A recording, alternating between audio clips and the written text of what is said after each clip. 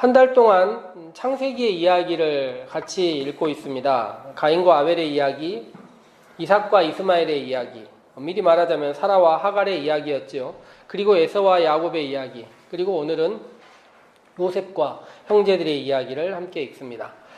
이름조차 나열하기 어려운 이 10명의 형들과 요셉의 관계, 이 관계가 오늘 말씀의 주제입니다. 야곱은 고향을 떠났을 때 삼촌의 딸들과 결혼합니다. 딸들이라고 말했지만 사실 야곱이 의도한 것은 아니었습니다. 그들의 살던 곳에 풍습이라는 의도와 또 의도하지 않게 딸들의 몸종들 간의 사이에서도 자녀들이 생겼습니다. 그가 가나안 땅에 나중에 돌아왔을 때 11명의 아들과 1명의 딸을 데리고 있었습니다. 아브라함과 이삭이 자녀가 없어서 기다리고 기도하고 여러 가지 일들을 했었던 것에 비하면 큰 차이가 있습니다. 그런데 자녀가 많아졌다는 것을 생각해 보면 창세기를 우리는 쭉 읽어왔기 때문에 이 형제 사이의 문제, 이 가족 간의 문제가 쉽지 않았었다 생각해 보면 앞으로 더 많은 이야기들, 더 많은 문제들이 발생할 수밖에 없다, 이런 생각이 드는 것입니다.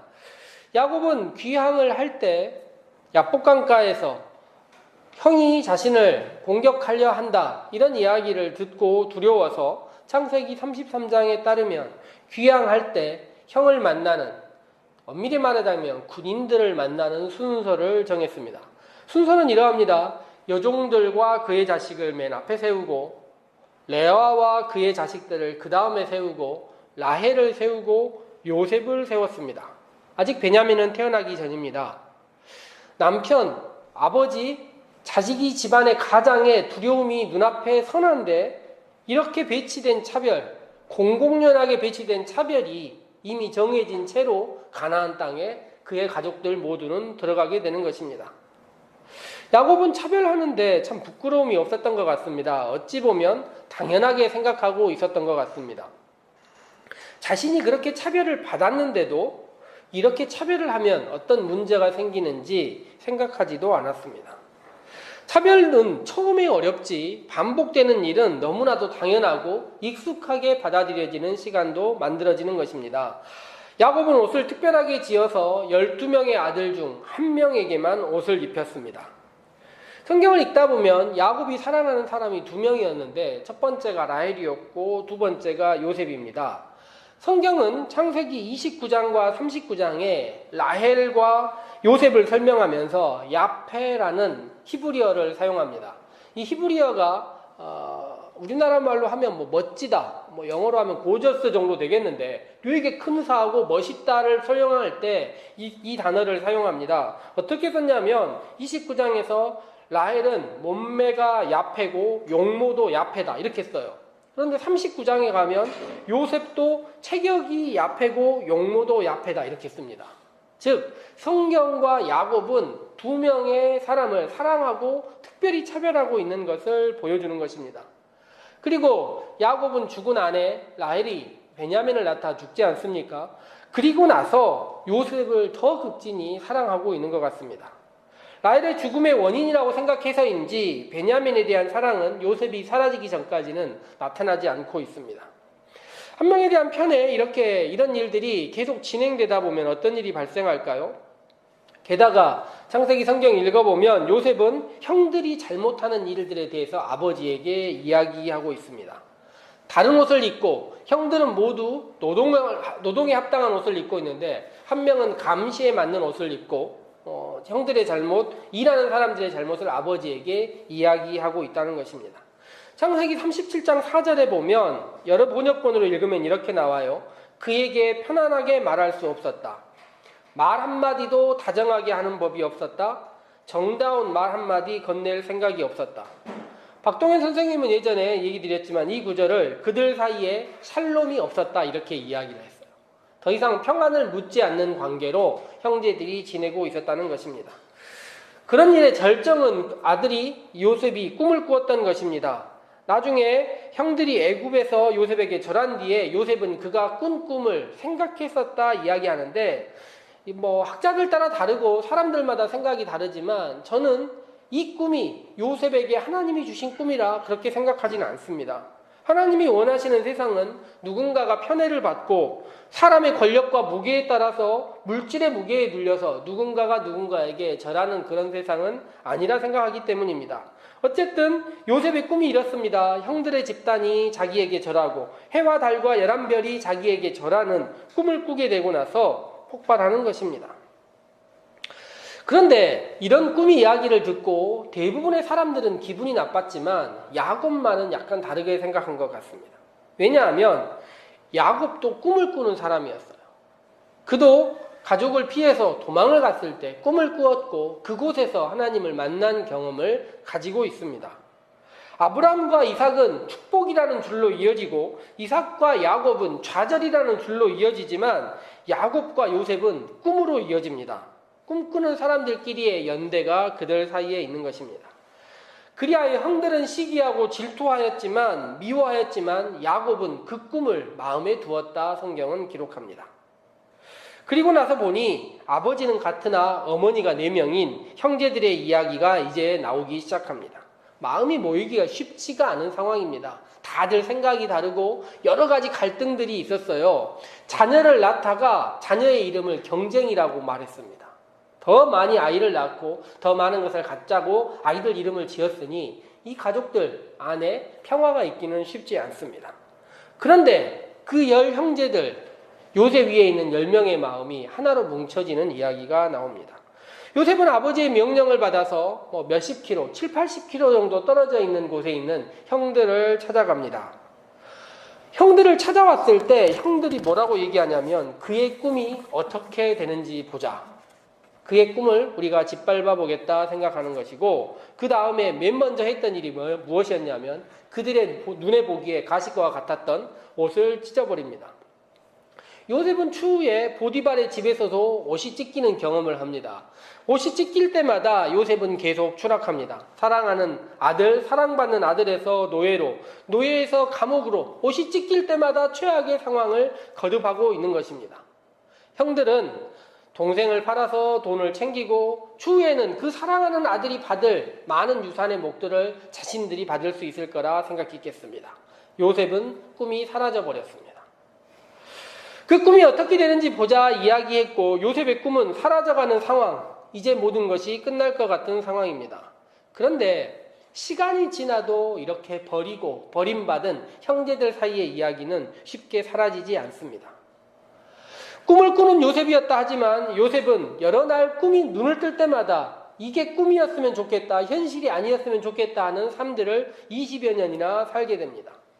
요셉은 자신에 대한 이야기를 해명할 때마다 차마 형들이 자기를 팔았다고 말하지 않습니다. 자신은 인신매매 당했다, 도둑질 당했다 이야기합니다. 출애굽기를 읽다 보면 계명에 훔치지 마라는 계명이 2번이나 나오는데 첫 번째는 사람을 훔치지 말라고, 2번은 물건을 훔치지 마라입니다. 우리 표현에 이렇게 나와 있지만 당시에는 인신매매가 흥행했기 때문에 사람을 데려다 팔아버리는 일, 훔치는 일을 하지 말라고 이야기했는데 자기 자신이 팔렸다는 것이고 형들도 총리 요셉에게 와서 이야기할 때 동생을 팔았다 이야기하지 않고 사라져버렸다 말하고 있습니다. 서로 같은 기억, 다르게 표현하는 삶을 20년 동안 살아왔던 것입니다. 요셉은 나중에 총리가 된 다음에 결혼을 하고 자녀를 낳았는데 첫 번째 자녀 이름이 므낫세입니다. 배신받은 그 마음, 자신의 과거 모두 잊고 싶은데 잊혀지지 않아서 아이의 이름을 잊혀짐이라 부르는 것입니다. 그리고 자녀의 이름을 부를 때마다 잊고 싶다 이야기하는 거예요. 과거를 지워버리고 싶다 말하는 것입니다. 그런데 그렇게 잊어보려고 노력했는데 형들이 눈앞에 나타나자마자 구덩이에 던져지고 낯선 이들에게 팔렸던 그때 기억이 하나하나 숨기지 않고 모두 다 자신에게 나타나 버린 것입니다. 형들도 마찬가지입니다. 동생을 팔고 아버지를 속인 다음에 그들 모두 10명만의 비밀로 함구하고 있었겠죠. 그리고 그들 사이에서 요셉이라는 말은 아마도 금기어가 아니었을까 생각합니다. 막내 동생에게도 할 수 없는 그들만의 비밀 말입니다. 그런데 비밀을 가지고 있었는데 서로 부끄럽고 그때 했던 말 하나하나가 나중에 성경에 보니 나중에 요셉 때문에 감옥에 갇히게 되어 3일간 갇혀 있었는데 그들이 과거의 기억을 되돌리면서 서로에게 이야기를 합니다. 그때 이런 말 하지 않았느냐? 그때 이런 얘기 하지 않았느냐? 말은 하지 않고 있었지만 20년 전의 기억이 그들에게는 주마등처럼 지나가고 하나하나 선명하게 기록되어서 오늘 우리가 읽는 성경에까지 기록되어 있었던 것입니다. 요셉은 형들을 시험합니다. 요셉이 형을 시험하는 과정이래요. 동생 베냐민, 자신의 어머니가 같은 동생 베냐민에게 은잔을 넣어둔 다음에 베냐민을 볼모로 잡아 가둡니다. 곡식과 은잔들 모두, 이 모든 것이 요셉의 계획이었지만 형제들은 모두 속수무책으로 당합니다. 20년 전에 자기 자신을 사지로 몰았던 형들이 만약 베냐민마저 똑같이 버린다면 아마 요셉은 형들을 용서하지 않았을 것입니다. 그런데 그때 과거에 구덩이에 던져져 죽으려고 하고 있었던 자신을 팔자 이야기했던 유다라는 형이 갑자기 나타나서 뭐라 이야기를 하냐면 베냐민을 대신해 자기 자신을 가둬달라 이야기합니다. 동생을 대신해 자신을 팔아버리겠다 생각하는 것입니다. 자신이 변한 만큼 형들도 변화했다는 것을 듣고 45장에서 요셉은 자신의 정체를 이야기합니다. 45장 나중에 읽어보시면 3절에서 13절까지 긴 이야기를 하고 있고 그 다음에 요셉이 여러 가지 절차들을 진행하는데 형들은 말 한마디 하지 못하고 움직이지도 못합니다. 좌불안석 그 자체 거의 굳어버린 형태로 있는 것입니다. 그리고 오늘 우리가 읽은 말씀 창세기가 거의 끝나가는 지점에 다시 형들은 요셉을 찾아옵니다. 자신을 종이라 불러달라 이야기하고 관계가 회복되지 않은 채 아직도 10여 년의 삶을 더 지내왔다는 것을 알 수 있습니다. 창세기는 이렇게 끝나는 것일까요? 축복의 이야기들, 바로 앞장에 보면 49장에 우리가 그 잘 알고 많이 부르는 야곱의 축복의 이야기들이 가득 담겨 있는데 사실 형제들 사이의 갈등과 내면 안에서의 일어나는 미움, 시기, 질투 이런 것들이 성경 안에 가득 차 있는 채로 성경이 끝나는 것 같습니다. 우리는 창세기 50장의 15절에서 21절을 읽었지만 14절까지 이야기와 22절부터의 이야기가 같은 이야기입니다. 두 번 다 사람의 죽음에 대한 이야기입니다. 첫 번째는 야곱의 죽음, 두 번째는 요셉의 죽음에 대한 이야기고 두 사람 다 유언이 같아요. 무슨 유언을 하냐면 나를 가나안 땅에 있는 막벨라 굴에 묻어달라. 이게 두 사람의 유언입니다. 이렇게 성경이 끝나는 것일까요? 요셉의 형들은 야곱이 죽은 다음에 요셉에게 사람을 보냅니다. 그런데 자기들이 가지도 못하고 사람을 보내요. 두려움에서 요셉에게 함부로 나오지도 못하는 것입니다. 그런데 이렇게 두려워하고 있는 형들에게 요셉이 뭐라고 이야기를 하냐면 형들이 자기를 보낸 것이 아니다. 형들이 자기를 판 것이 아니다. 이렇게 창세기 45장 이후에 4번이나 이야기를 하고 있습니다. 요셉의 삶이라는 것은요, 하나님이 자신과 함께한다는 의미를 몸으로 체험하는 것이옵니다. 노예, 감옥, 총리, 이 모든 삶에서 자기의 삶의 굴곡이 있지만 그 굴곡 안에서도 하나님이 함께 하신다는 것을 경험한 삶이에요. 노예와 감옥과 총리와 아들과 이 모든 관계에서 그는 하나님이 함께 하시는 것을 느꼈습니다. 창세기를 쭉 읽다 보면 창세기는요, 앞에 나와 있는 모든 사람들이 기적을 경험합니다. 하나님의 현현을 경험하는데 놀라운 방식으로 경험을 해요. 그런데 이 요셉만 함께 하신다는 이야기는 그렇게 많이 나오는데 특별한 은혜와 경험이 없습니다. 꿈을 기억하는 것 하나인데 이것은 요셉이 어렸을 때부터 꿈에 대한 남다른 이야기들을 하고 있었던 것이고 그는 새로운 기적들을 경험해서 이런 일들을 하는 것이 아닙니다. 그러니 요셉은 창세기에 나와 있는 모든 믿음의 조상들 중에 하나님의 기적 없이 하나님과 동행하는 최초의 사람이라 말할 수 있습니다. 그런데 앞쪽에 나와 있는 이 놀라운 하나님의 기적들을 경험하고 하나님의 현현을 경험하고 그 존재를 체험한 사람들의 삶이 어떻습니까? 갈등의 삶을 살았던 것입니다. 그런데 요셉의 삶은 기적은 없는데 형통함이 있고 형통함이라는 것이 무엇이냐면 삶의 성실함과 헛된 꿈을 꾸지 않는다였습니다.